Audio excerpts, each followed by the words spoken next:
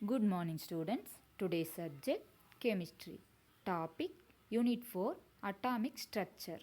இந்த லெசன்லேருந்து நம்ம என்னென்ன தெரிஞ்சுக்க போகிறோம் அப்படின்னா first to know the structure of an atom. ஒரு ஆட்டமுடைய ஸ்ட்ரக்சர் எப்படி இருக்குன்னு தெரிஞ்சுக்க போகிறோம். அதுக்கப்புறம் to know the position of the sub atomic particle, understand and compare the properties of sub atomic particles.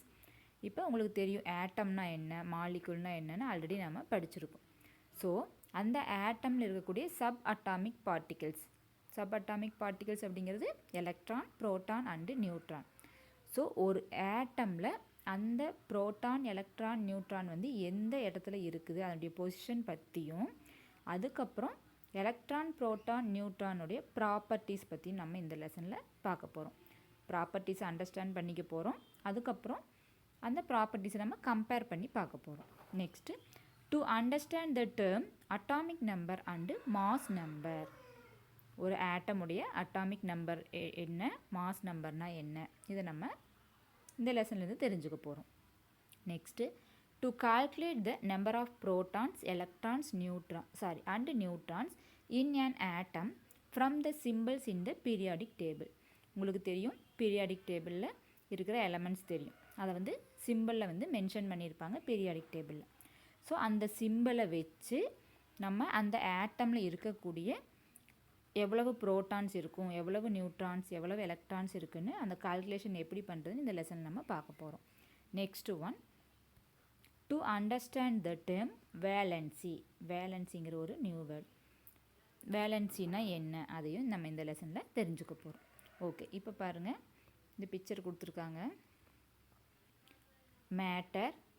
Matter வந்து எதனால் ஆனது, மாலிகுல்ஸ்னால் ஆனது.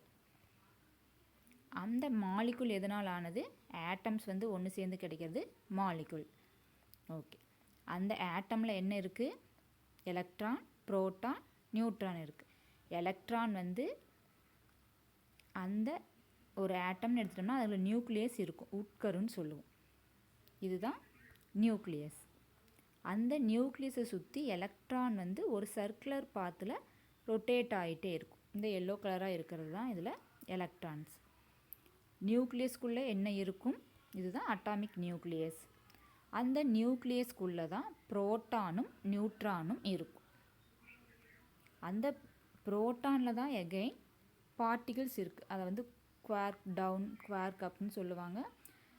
இதெல்லாம் நீங்கள் இனிமேல் பெரிய கிளாஸில் படிப்பீங்க. ஓகே, இப்போ நம்ம லெசனுக்கு போகலாம். ஆக்டிவிட்டி 1 பாருங்கள். ஓகே, அதுக்கு முன்னாடி introduction. In the last chapter we have studied anything around us is matter and is made up of molecules. நம்ம லாஸ்ட் லெசனில் பார்த்தோம்.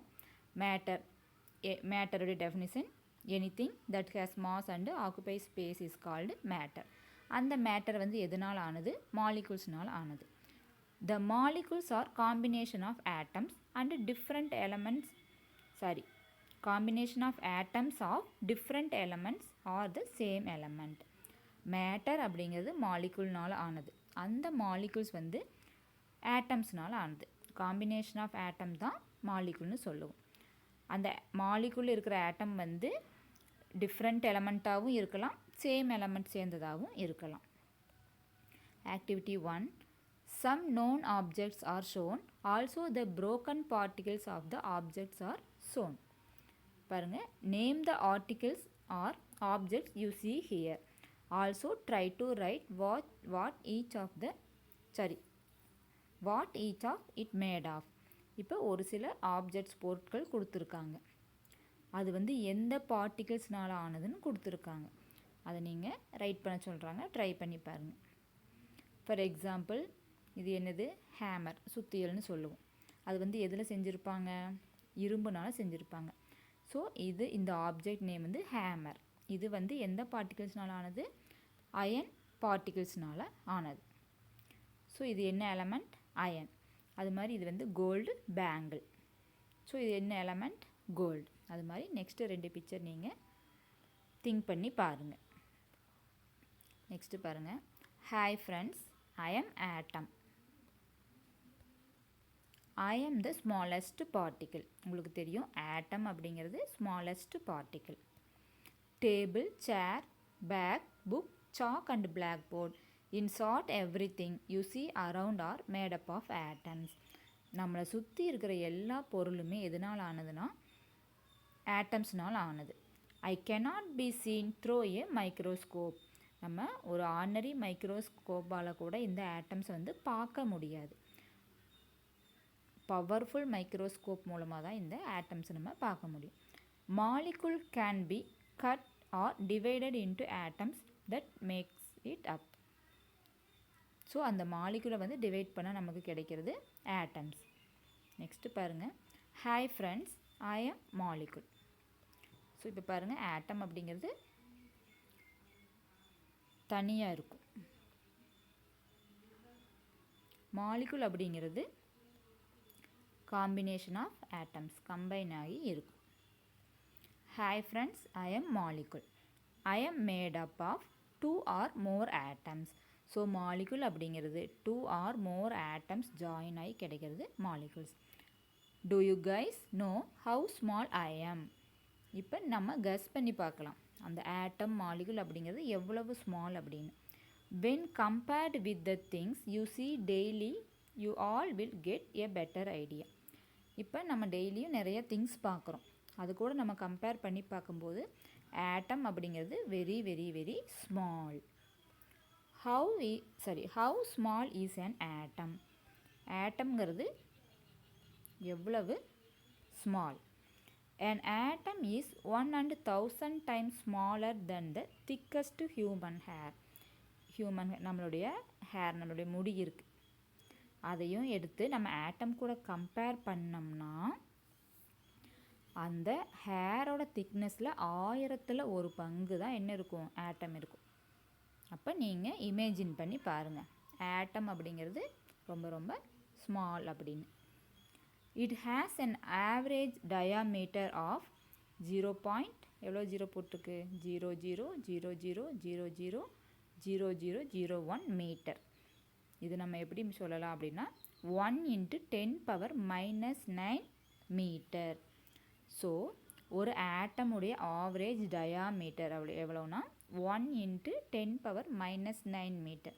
இதை நம்ம எப்படி சொல்லலாம்னா 1 ஆம்ஸ்ட்ராங் அப்படின்னு சொல்லலாம்.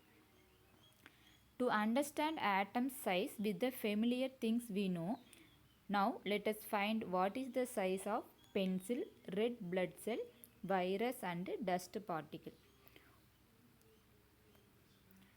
ஒரு சில திங்ஸோட சைஸ் கொடுத்துருக்காங்க, அது எவ்வளவு சின்னதுன்னு பாருங்கள்.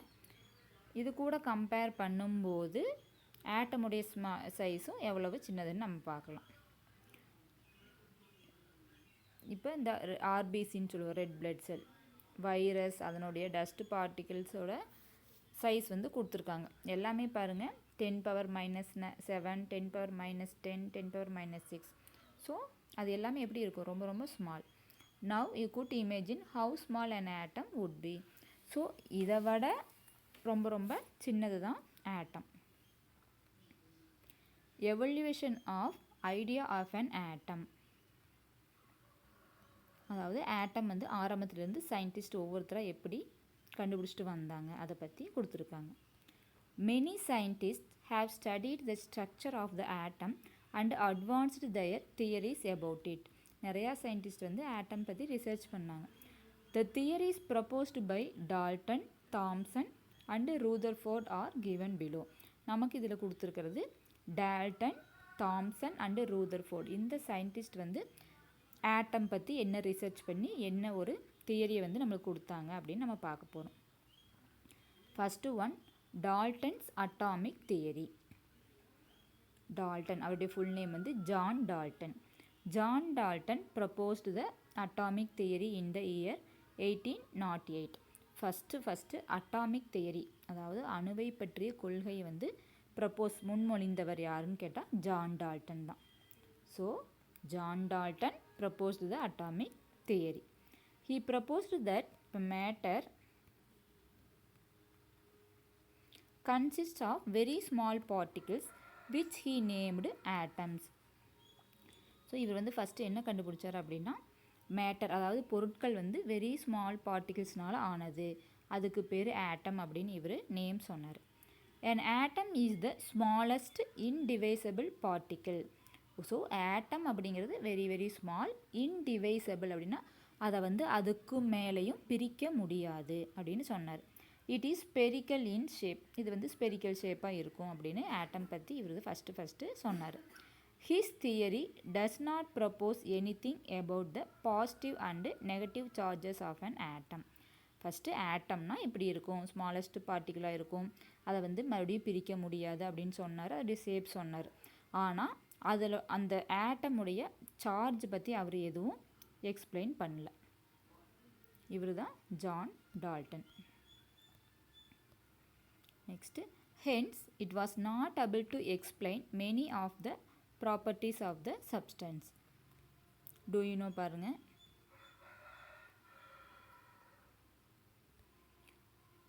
Nanometer is the smallest unit used to measure small lengths. Nanometre அப்படின்னு இப்போ நம்ம யூஸ் பண்ணுறது சென்டிமீட்டர், கிலோமீட்டர் இதில் யூஸ் பண்ணுறோம். இது நீங்கள் நேனோமீட்டர் தெரிஞ்சிருப்பீங்க. நேனோ டெக்னாலஜியில் இப்போ நிறையா வந்துச்சு. நேனோ அப்படின்னாலே ஸ்மால் அப்படிங்கிறது தான் மீனிங். ஸோ நேனோமீட்டர் அப்படிங்கிறது ரொம்ப ஸ்மால் லென்த், அதை மெஷர் பண்ணக்கூடிய யூனிட் தான் nanometre. 1 meter is equal to 1 into 10 power minus 9 nanometer. 1 meter அப்படிங்கிறது 1 into 10 power minus 9 nanometerக்கு equal. 1 nanometer is equal to 1 into 10 power minus 9 meter. So 1 nanometer, nanometre நம்ம ஷார்ட்டாக எப்படி எழுதுறான்னா nm, nanometre.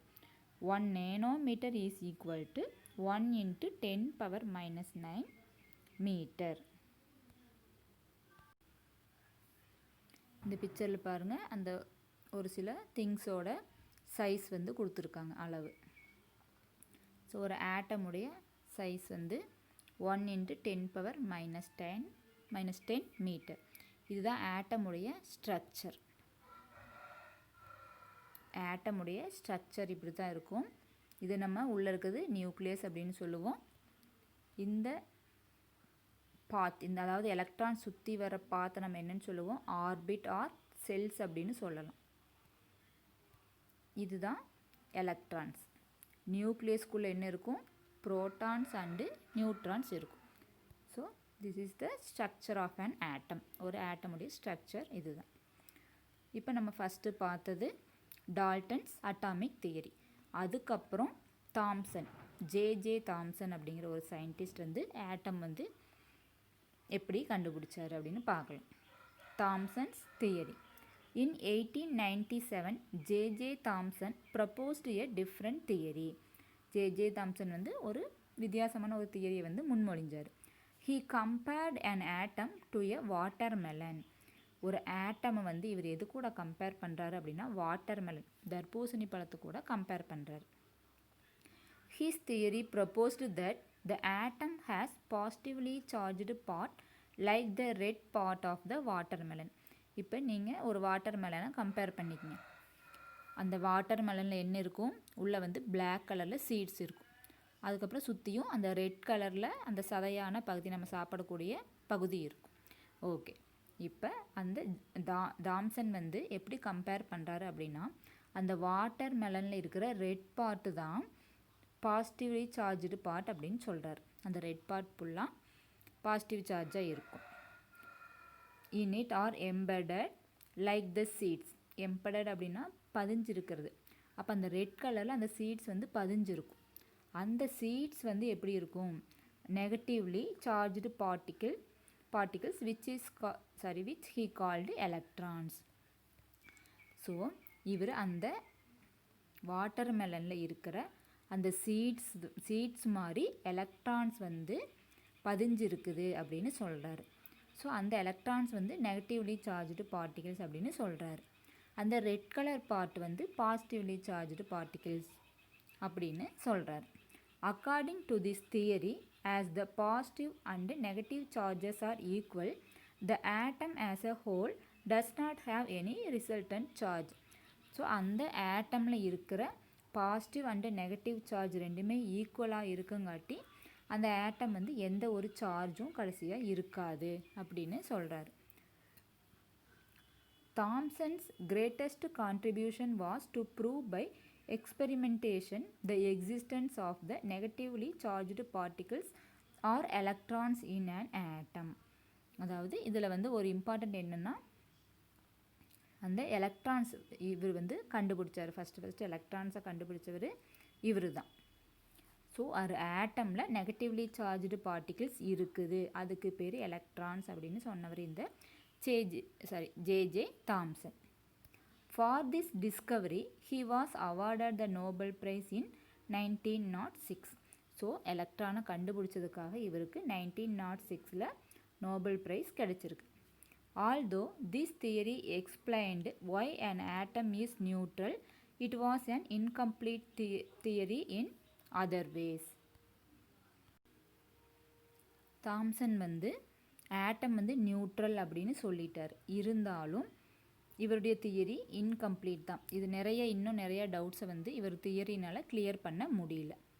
Okay, next Rutherford's theory. Rutherford இவருடைய full name வந்து Ernest Rutherford, Rutherford அப்படின்னு சொல்லுவாங்க. தேர் were shortcoming in Thomson's theory. Ernest Rutherford gave a better understanding. Ernest Rutherford conducted an experiment. He bombarded a very thin layer of gold with positively charged alpha rays. இவர் வந்து experiment என்ன பண்ணுறாரு அப்படின்னா,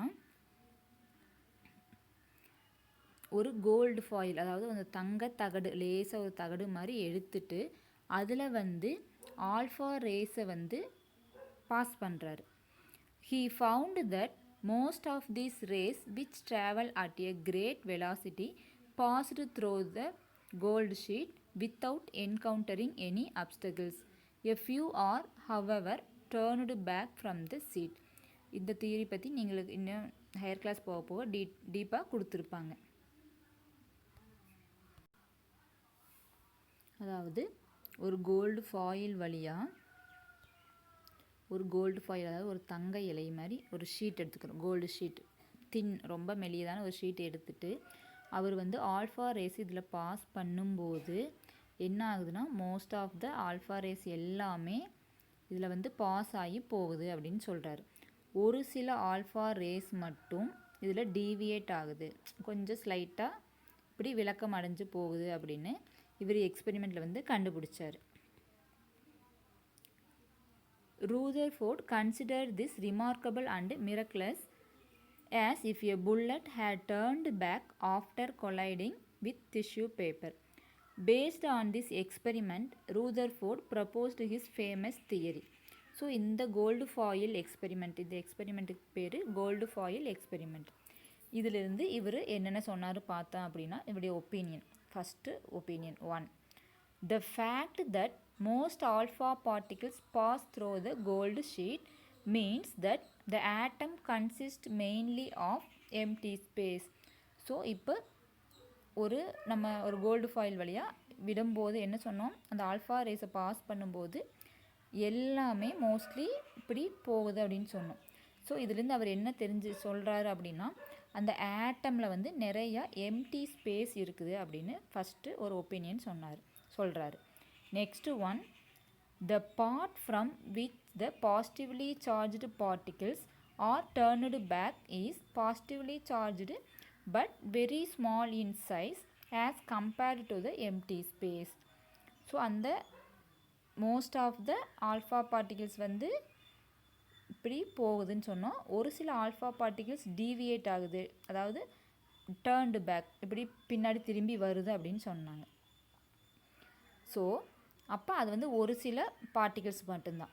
so அப்போ அந்த empty ஸ்பேஸை விட அந்த பாசிட்டிவ்லி சார்ஜ்டு பார்ட்டிகிள்ஸோட சைஸ் வந்து ரொம்ப ரொம்ப ஸ்மால் அப்படின்னு செகண்ட் ஒப்பீனியன் வந்து இவர் சொல்கிறார். Stages of discovery of the constituents of an atom. அதாவது ஆரம்பத்திலிருந்து ஸ்டெப் பை ஸ்டெப்பாக ஒவ்வொரு சயின்டிஸ்ட்டும் ஆட்டம்னா இப்படி தான் இருக்கும் அப்படின்னு சொன்னாங்க. அதை வச்சு அதோடைய ஸ்ட்ரக்சர் இது வந்து கொடுத்துருக்காங்க. ஃபஸ்ட்டு பாருங்கள், 1808 டால்டன்ஸோட சொன்ன ஆட்டமுடைய மாடல் இது. Next Thomson's model, J Thomson model. அதில் நெகட்டிவ்லி சார்ஜ்டு பார்ட்டிகல்ஸ் இருக்குது, அது எலக்ட்ரான்ஸ் அப்படின்னு சொன்னவர் தாம்சன். நெக்ஸ்ட்டு ரூதர்ஃபோர்டுடைய மாடல் 1977. அவர் சொன்னார் நிறையா எம்டி ஸ்பேஸ் இருக்குது, அதுதான் இந்த எம்டி ஸ்பேஸ் இருக்குது. Positively charged nucleus, negatively charged electrons. இதை வந்து ரூதர்ஃபோர்டுடைய ஆட்டமுடைய மாடல் இப்படி இருக்குது அப்படின்னு சொன்னார். நெக்ஸ்ட்டு பாருங்கள், evolution of the atomic structure from the 5 elements. அதாவது ஒவ்வொரு இயர்லேயும் எப்படி இருக்கும் ஆட்டம் உடைய ஸ்ட்ரக்சர் வந்து கொடுத்துருக்காங்க. ஃபஸ்ட்டு ஒன் பாருங்கள், Dalton theory 1803. 1904 J Thomson theory. Next 1911 Rutherford theory. 1913 Bohr theory.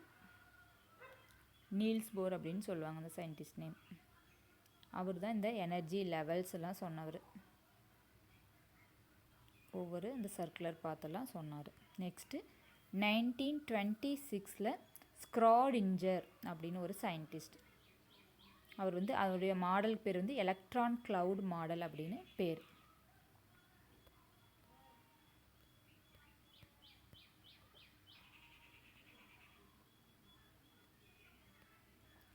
J Thomson model பாருங்கள். அந்த ஜே தாம்சன் எது கூட கம்பேர் பண்ணார்? வாட்டர் மெலன் கூட கம்பேர் பண்ணார். அது வந்து அவரோட மாடல் பேர் வந்து ப்ளம் புட்டிங் மாடல். இப்போ எப்படி நம்ம அந்த கேக்கில் ப்ளம் எல்லாம் இப்படி வச்சு பண்ணுவோம், அது மாதிரி அவர் வாட்டர் மெலன் கூட கம்பேர் பண்ணார். ஸோ அதனால் அவரோட மாடல் பேர் வந்து ப்ளம் புட்டிங் மாடல் அப்படின்னு பேர். மாடர்ன் ஆட்டம். இப்போ வந்து ஆட்டம் வந்து இப்படி தான் இருக்குது. இதுதான் ஆட்டமுடைய ஸ்ட்ரக்சர். இதெல்லாம் பார்த்து வச்சுக்கோங்க. ஒர்க் ஷீட்டில் கொடுத்துருக்குறேன். ஆட்டமுடைய ஸ்ட்ரக்சர் நீங்கள் ட்ரா பண்ணணும். ஸோ எலக்ட்ரான்ஸ் இருக்குது, நியூக்ளியஸ்குள்ளே ப்ரோட்டான் அண்டு நியூட்ரான் இருக்குது. ஓகே ஸ்டூடெண்ட்ஸ், இதை நீங்கள் கோத்ரூ பண்ணி பாருங்கள். நம்ம நெக்ஸ்ட் கிளாஸில் ரிமைனிங் பார்க்கலாம். தேங்க்யூ.